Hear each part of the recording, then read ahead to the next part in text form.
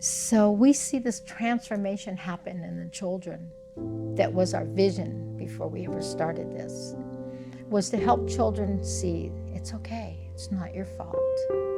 You have value, you're beautiful, inside and out. And that's what we see happening to the children.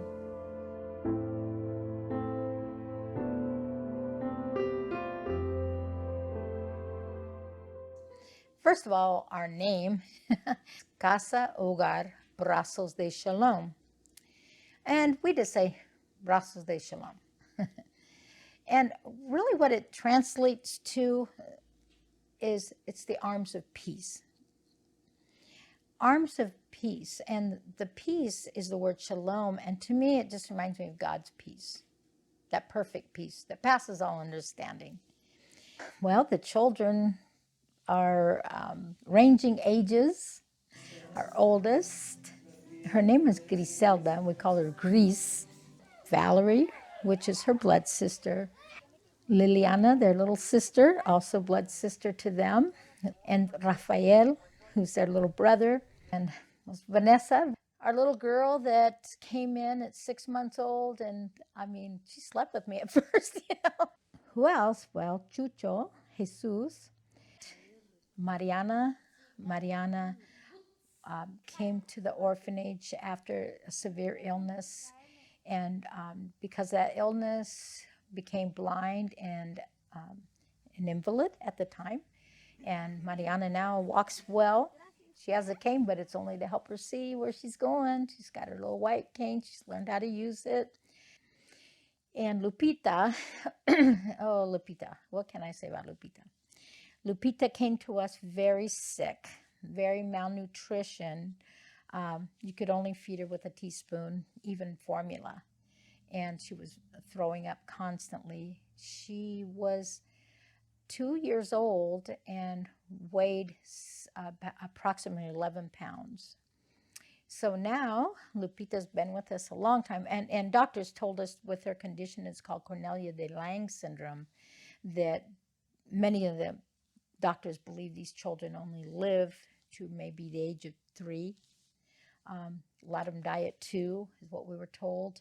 And that for the time that she was alive, she would be a vegetable.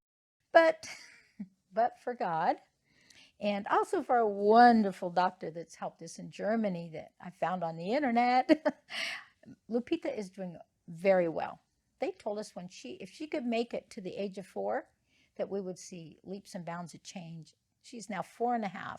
She pulls herself up to standing. She walks if you hold her hands. And she gives kisses. And she only kisses certain people. Some of those children have been with us 5 years. And it's hard to believe that, you know, for us, it's been that long. And we watch them grow. And some of them calm down and have peace in their hearts. And others not feeling that they're going to be abandoned any minute. And so now they can relax and enjoy life. And all of them, you know, have just found a real peace through Jesus. We buy these coffees here, and we pay like $4.50, $5 for this fancy coffee. And let's say you did that just once a week as a treat, and in a month spent $20 on that. So those coffees, if you didn't do it for a whole month and you sent that $20, we could feed a child for that whole month with $20. We could buy 4 pairs of shoes at least for the children. We'd buy 4 pairs per child probably. It's just amazing what you could do with $20 down there. There are many ways to help. Not everybody can give financially, or maybe they're already giving where the Lord's leading them to give in other places. I would say the number one is yourself. Getting on an airplane and making a trip down there. And you've heard the saying, well, if you can't go, send someone else. Okay, that still gets somebody down there. And many people, their first barrier is, well, I don't speak the language. Well, I don't speak all their languages either. I have to have an interpreter for a lot of their languages where we're at. So you don't have to speak the language, because we all heard of the language of love. And that's what, it's so true, because they really do need that. And that's what we're about, helping children, finding them. You know, our prayer is always, God, bring them here.